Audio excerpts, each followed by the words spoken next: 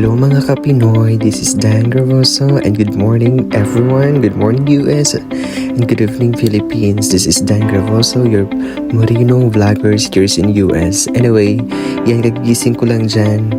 Binilisan ko kasi paggising ko wala na pala yung partner ko nasa labas, nag-deliver siya. So ayun, inasikaso ko muna yung sarili ko bago ako lumabas dyan sa kwarto.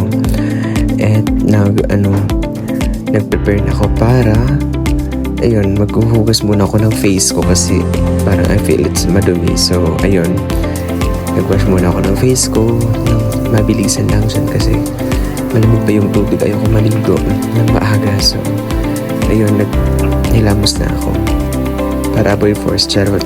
Anyway, kasi sinabi ko kagabi kay partner ko na gagawa ako ng breakfast for us.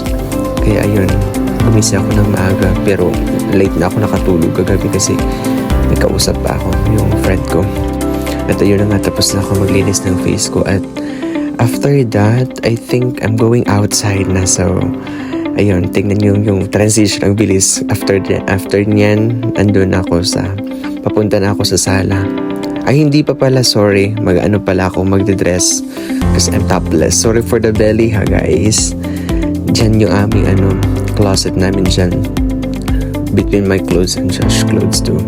So ayun na nga, lumabas na ako sa closet. At tsaran, nandiyan na rin ako sa living area. At ayun, inopen ko muna yung light at yung window. Pagising ko, marami na palang bata. Marami na palang estudyante nakaabang sa labas. Muna konti. Then after that, ayun, nag-proceed na ako sa cooking time ko. Kinuha ko muna yung mga ingredient kailangan ko dyan sa pantry namin. Kasi gagawa ako ng 3 pagkain, which is the mashed potato, with gravy, bacon, 4 egg, and what else? Pancake. Ayun. Kaya prepare ko muna yung mga gagamitin ko sa pagluluto para mamaya is tuloy-tuloy yung gawa ko. At ayun na nga, nag-prepare na ako para sa inuna ko muna yung pancake kasi medyo mahaba yung process. So kumuha ko ng 2 cup of flour there. Tapos after that, nilagyan ko siya ng 1 cup of 2 egg. Then after 1 cup of milk, then vanilla. Yan, 1 cup of milk, 2:1 kasi yung paggawa ng pancake dito.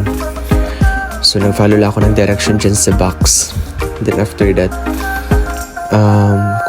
kinuha ko yung pork and yung waste para i-mix ko lahat yung mga ingredients. At also nag-melt din ako dyan ng butter ha guys, para sa pancake, and a little bit 1 teaspoon of olive oil para pag mag-fry na tayo hindi siya didikit sa pan. Pero may frying pan naman, pero still mas maganda pag linagyan natin yan ng oil para hindi siya dumikit sa pan, para mabilis din siya makuha.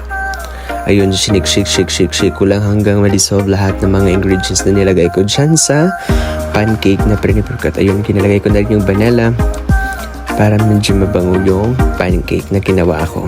First time ko dito talaga lahat ginawa, kahit kagabi at ngayon. First time ko breakfast. I'll do breakfast sometimes pag wala kaming lakad. Ayun, yung hobby ko talaga dito is cooking. And then ayun na nga, nag-peel off na ako ng potato. I think mga 5 or 6 na potato yata, or 5 something. Kasi gagawa ako ng mashed potato with gravy. Kasi nagkikrave ako, sabi ko sa partner ko kagabi, kain tayo ng mashed potato na gravy kagaya ng KFC. Kasi nakatry ako ng KFC doon sa Kentucky. Grabe sila kasi yung producer, sila nag-build na nauna ng KFC. Yun yung kilalang fast food doon sa Kentucky. Yun. Nag-peel off na ako dyan. Binilisan ko yung transition guys kasi mahaba kasi dyan. At matagal yung pag-peel off ko ng potato. So after that, I guess nag-prepare na rin ako para ihugasan yan after that. Kasi ayokong maabuti ng partner ko na nagluluto pa ako. So, ayun, kaya gumising ako ng maaga. Sabi nga ng ate Barbara ko kung anong ginagawa ko. So, nagagawa ko ng breakfast natin. At ayun, hinugasan ko na yung potato para safe tayong lahat, of course. Palagi natin hugasan lahat ng pagkain. Kahit malinis, still, hugasan pa rin natin. At ayun na nga. Hinugasan ko na dyan, pati yung gagamitin kong lalagyan. Hinugasan ko na din. Tapos, after that, ayun, ilalagay ko na dyan yan sa pan, inside the pan, then, lahat yan, ikakat din ilalagay sa loob ng pan.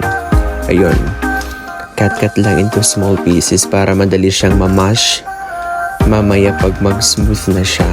Like, I think I have to boil it for around something like, it depends on us, like 10 to 5 minutes, depende sa inyo. Ako kasi 10 para malambot siya. Yun, nilagay ko na siya sa dyan sa stove and i-open ko na yung fire. So, start na for boiling. Waiting na lang ako dyan luto at linagyan ko siya ng asin kaunti para may lasa. At ayun, naluto na siya. Then, ita-transfer ko na sa steamer to release the water and a little bit dry. Ayun. Mainit yan, guys. Grabe. Sabi nga ng mag-ingat palagi tayo. Ayun, minash ko na yung potato. Grabe talaga. Nag-crave talaga ako ng potato. Nasarapan ako dun sa KFC na kinainan namin sa Kentucky. At ayun, ginaya ko lang yung procedure nila. Nanood lang ako ng YouTube. Then after that, I was also started making the gravy for the mashed potato. So ayun, nagsaute lang ako. Ginamit ko yung olive oil plus flour. Then, I think onion and garlic to make it a little brown. Hindi pala nagbibigay ng brownish sa color. So, yan, ginaya ko lang talaga yung nasa YouTube. Yun, minikos ko lang dyan yung flours, onion, garlic, and butter. Oh no, butter, it's olive oil, sorry. But you can also use butter, it's also good. Sa akin is butter and olive oil. Minix ko yung dalawa.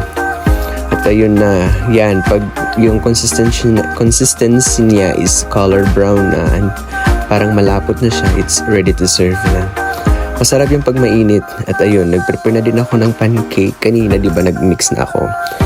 Well, ngayon na, nag-start na rin ako mag-cook ng pancake kasi para mag-serve na ako ng food is ready to serve lahat.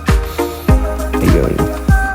Nakagawa dyan ako ng 5 or 4 na pancake, I guess. Nalakihan ko lang kasi pag marami, masasayang kasi tatlo lang naman kami dito sa bahay. Ayun. Yun, naluto na yung isa. Grabe excited talaga akong kumain ng breakfast ko for today. Even si Josh. At ayun, nag-add din ako ng bacon. Kasi masarap yung bacon at scrambled egg. Ayun. Yan yung masarap sa morning. Palaging may egg para healthy. At ayan, yung product na ginawa ko for our breakfast today. At ayun, tara kain tayo, guys. Nasarapan talaga ako sa breakfast namin ngayon. And anyway, thank you for listening, guys. So, if you like my video, share and follow Morinong Pinoy Vlogger sa US. Thank you. Bye-bye.